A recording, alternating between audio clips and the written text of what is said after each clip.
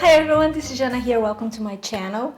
So, we are going to make coxinhas. Yes, we're going to make coxinhas because you asked me so much. I asked you last night on my community, and this was by far the winner.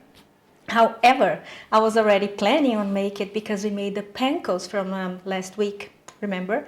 So that's what we're going to make, and brace yourselves because you see, I'm lacking words to describe it, but it doesn't need any because you see it speaks for itself. First, we're going to make the sauce, which is super easy. Now, there is a plethora of things that you can use for the filling along with the sauce. You can use, like I'm going to do, which is a jackfruit, or you can use a heart of palm. It's very popular in Brazil as well.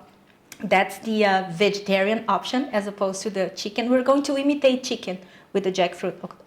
With the jackfruit, okay? So let's get into the recipe. First, you get a pot, and then in this pot you're going to add either oil or water. So that's totally up to you. And then you add the onions. Let them get golden brown. Then you add garlic. 40 seconds, and then you add the tomatoes and the parsley. Now, very important, this sauce, this filling here, it needs to be really, really dry. Why? Because if it's wet and if you see some liquid in it, then you won't be able to close the coxinhas properly because the water will prevent the ends to glue together. So you add tomato puree, salt and pepper. And now we're going to let the tomatoes break completely, okay? And vegetable bouillon. And then we're going to add the shredded jackfruit. I mean, I thought that I didn't like jackfruit, but then I realized it's not the jackfruit that I don't like, it's the brine. So I put it on a pot with water and either vinegar or lemon, and I let it simmer for a good 10 minutes. Because I wanted to make, and a little bit of salt, because I wanted to get rid of all that brine taste, and it worked. So now that our sauce is ready, we set it aside, and now we're going to proceed to make the dough. I must confess something to you. I made the dough, and then I ate half, just like, you know, picking it up like I was making the coxinhas and then just nibbling on it. Oh, it's so good, but it's also very easy. And you get a big, large pot, and then you put water and a plant-based milk and vegetable bouillon and salt and butter and let it melt and then let it boil. And when it boils, you're going to add the flour and you're going to stir it. And it's not going to be so easy because you're going to have one hand to hold the pot and the other hand to stir it. If you have an extra pair of hands to help you out, better. I did. So you are going to stir it vigorously in a medium-low heat until it comes out of the pot and until it's lump-free and it's relatively smooth, okay? And then we turn off the heat. And now we're going to knead it. So you use your wooden spoon to knead it, like I'm doing here, because it's super hot. Don't worry, you don't need to flour the surface you're working on, because this dough contains butter, the vegan butter that we added. And then it's going to become very, very soft, as you can see. By the way, I have a recipe for vegan butter. Click there, because that's exactly what I used for this recipe, and it worked wonderful.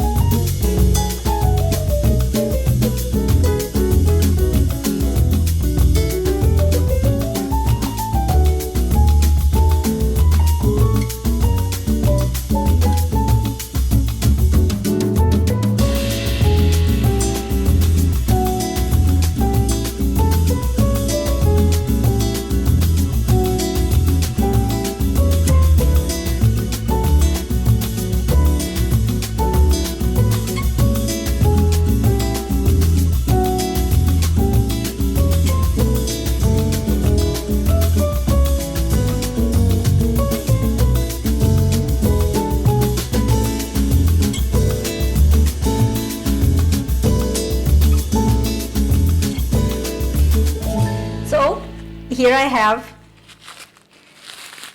one a little bit of the dough that I have separated because I wanted to make one coxinha with you guys. Okay, it can't be too thin, okay? Otherwise it's going to break. Now you put it in here. Push it a little bit.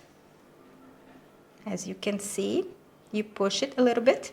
And then you take a little bit of the filling, not too much, otherwise you're not going to be able to close it. See, this is almost too much. And now what you're going to do, you're going to push the filling, and then you're going to join the ends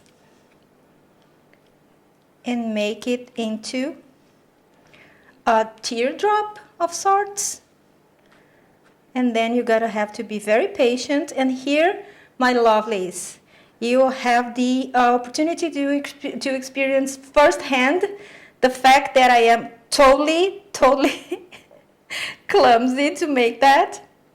And I have two left hands apparently because it looks a little bit bad. Oh no, it doesn't. Come on, let's be patient. I don't have two left hands. I don't, sometimes I do. I am very uncoordinated for some things. Golf is one of them, but I love it. And now, cold, it has to be cold, plant-based milk, and then breadcrumbs. I told you guys that I was going to use the panko breadcrumbs that I made the other day, but I must confess, the panko, it didn't make the coxinha look so nice because the breadcrumbs in the panko are very irregular and way too big for this. So, but you can do it, okay? I just prefer not to. So as you can see, I tried my best to complicate my life by saying that I was going to use for the coxinha because I thought it was going to be nice, but I didn't like it. So this is reality. This is real life, so I can't lie to you. And now we're going to fry this, deep fried, I know. Oh, you can use an air fryer. Or you can bake it in the oven, yes. But I don't like it so much. I like it deep fried, so whatever, let's do it. And here we have our coxinhas, and they look absolutely amazing. And I'm blabbing just because I want it to cool down, because I want to taste it for you guys, because it's so crunchy. I hope you can hear it. Hold on a second.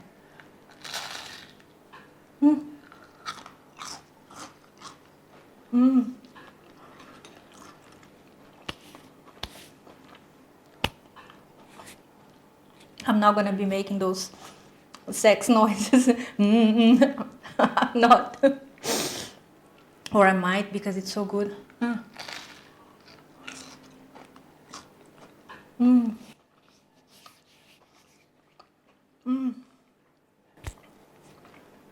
This is one of the best things in life. Coxinhas.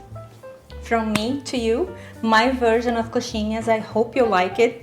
And let me know, what would you like to put inside the coxinhas? What's your, what would be or is your favorite filling? Let me know. And I'll see you next time, and until then, bye!